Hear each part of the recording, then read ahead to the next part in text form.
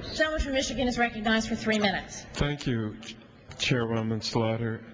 Madam Speaker, I ask unanimous consent to insert into the record from today's New York Times, time to vote contempt.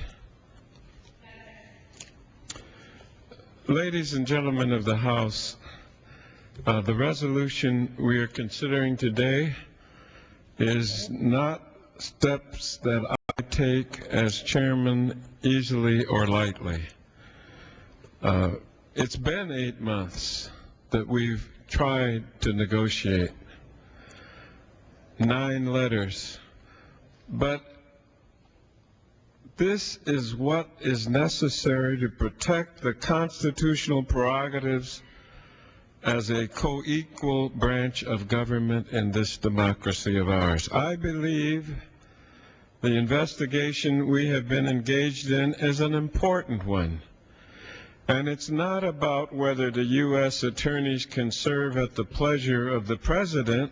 They clearly can and do. But it concerns whether the American people can be assured that their laws are being fairly and impartially enforced by the United States Department of Justice. That's why we're here. In order to pursue this investigation, we've done what committees in the Congress have traditionally done. We've sought our documents and testimony initially on a voluntary basis and through compulsory process only as a last resort. The investigation did not begin with the White House, but has ended up there only after the review of thousands of pages of documents and obtaining the testimony and interviews of nearly 20 current and former Department of Justice employees.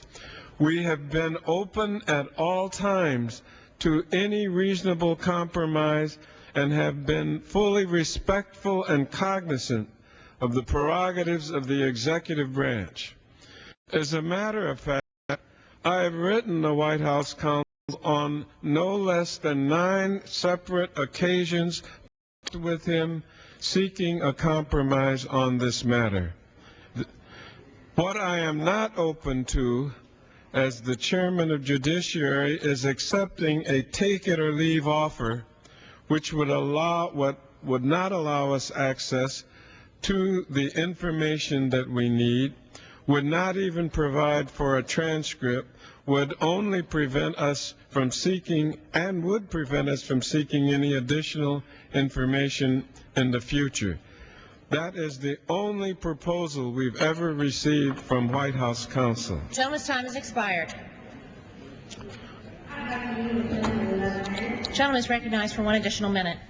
And so I would hope that all of the members in this body, as an institutional matter, recognize the problems inherent in such an approach. Now, some may argue that the stakes in this confrontation, and I think that's what's been suggested already, are so high that we cannot afford the risk that we might lose.